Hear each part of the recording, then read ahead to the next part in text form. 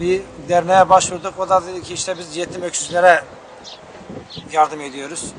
Benim komşum işte benimle beraber geldi. O da kendisi durumu gördü. Bizim daha yani yetim öksüzden daha farklı bir yanımız var mı? Yani imkanım olsaydı ne diye ben televizyona çıkayım ki? Maddi durumum olmuş olsa kime duygu sömürüsü yapabilirim ki? Neden yapayım duygu sömürüsünü? Ben sakalımdan utanıyorum. Ama mecbur kaldım. Buraya kadar geldim. Bunda da inşallah bir hayır olur diyorum. İnşallah. Yani bu kadar acıdan sonra, bu kadar sıkıntıdan sonra yani bir sebep olacak ki ben bu sıkıntıdan kurtulayım. Artık yani öyle o kadar kafam karışık ki söylenecek bir şey bulamıyorum. Yani artık son noktaya geldik, buraya geldik yani. Çocukların da zaten hali bellidir. Bir hafta 10 günü kalmış doğuma. Yani kendimi acındırma niyetinde değilim. Nitekim yani iş konusunda da koşturduk. Yani insanlara el açmayı da sevmiyoruz. Yani bundan yana değiliz ama mecbur kaldık ki böyle bir şeye yani büyükler aracılığıyla böyle bir televizyon kanalına hani başvurma söz konusu oldu. Yani maddi manevi zaten durumumuz yok bellidir. Ev kirasını veremediğimizden dolayı yani çıkmak zorunda kaldık. Ev sahibi yani sonuçta bizi zorladı yani çıkmaya zorladı yani.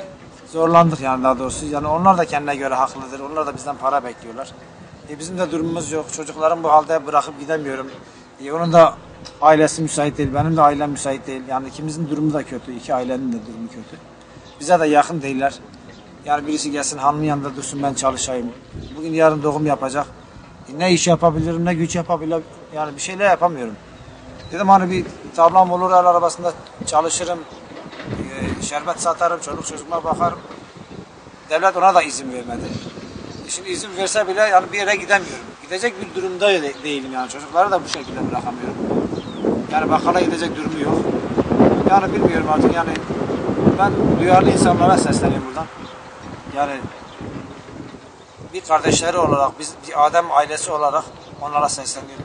Bir ufak bir oda da olsa siz de yardım etmelerini istiyorsunuz. Bize bir yardım etseler, bu kira derdinden bizi kurtarabilseler. Yani onlara ancak dua edebilirim. Başka yapabileceğim hiçbir şey yoktur. Diyor ne verirsen eline o gider seninle. Yani artık herkes Müslümanlığı biliyor. Herkes ilmi biliyor, farkındadır.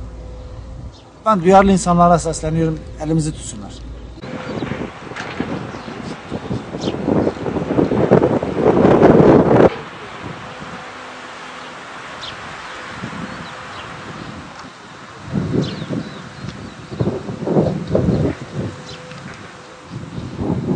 Söylemek istiyorum. Yani son derecede söyleyecek kelime de bulamıyorum daha doğrusu. Bir insanın durduğu en son nokta herhalde bu olsa gerek bence. Biraz önce şimdi eşi de doğum yapmak üzeredir. Bir 2 haftası falan kalmış benim bildiğim kadarıyla. 5-6 ay falandır ben tanıyorum kendisini. Tanıdığım kadarıyla dürüst bir insan yani öyle Allah yolunda namazını niyazını da kılan yani öyle buraya çıkıp da şov yapmak amacıyla çıkmamış yani televizyona çıkmıyor şov yapmak haber olsun diye çıkmıyor. Az çok elinden işler gelmeye çalıştı bir işler yapmaya çalıştı olmadı demek ki yürütemedi bazı şeyleri. Ondan sonra en son kira durumunu da ödemeyecek duruma geldi. Ondan dolayı da ben bir komşusu olarak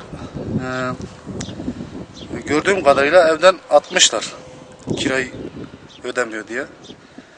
2 gündür de burada işte bu gördüğünüz arabanın hani şöyle çekerseniz şu arabanın içinde hayvanların içinde kalıyor. Gece burada dün gece bir hayvan falan ısırmaya çalışmış kendilerini. Yani söylenecek burada bir kelime ben bulamıyorum. Daha burada duyarlı insanlara sesleniyorum. Gerçekten bu insanların durumu çok kötü. Az önce ben çocuklarını da bırakamıyor burada. Çocuklar rahatsız.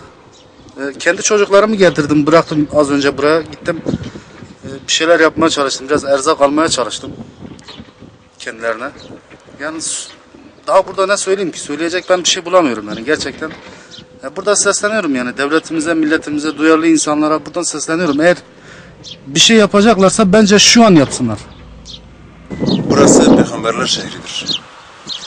Burası da burada bu olay da peygamber şehrinde yaşayan zenginlere yakışmaz. Gerçekten yakışmaz. Bir tane zengin çıksın böyle bir ağacın altında yaşasın. Benim diyeceğim sadece budur. Yani başka bir şey değil. Ha bu insanlar bu halde görsün. Kendileri de lüks dairelerde yaşasın. Zenginler olsun, yetkili şahıslar olsun, yetkili kişiler olsun. Yani durum budur. Yani kendilerini böyle bir duruma koysun, bir iki gün yaşasın böyle, buna da göz yumsunlar bakalım nasıl olacak.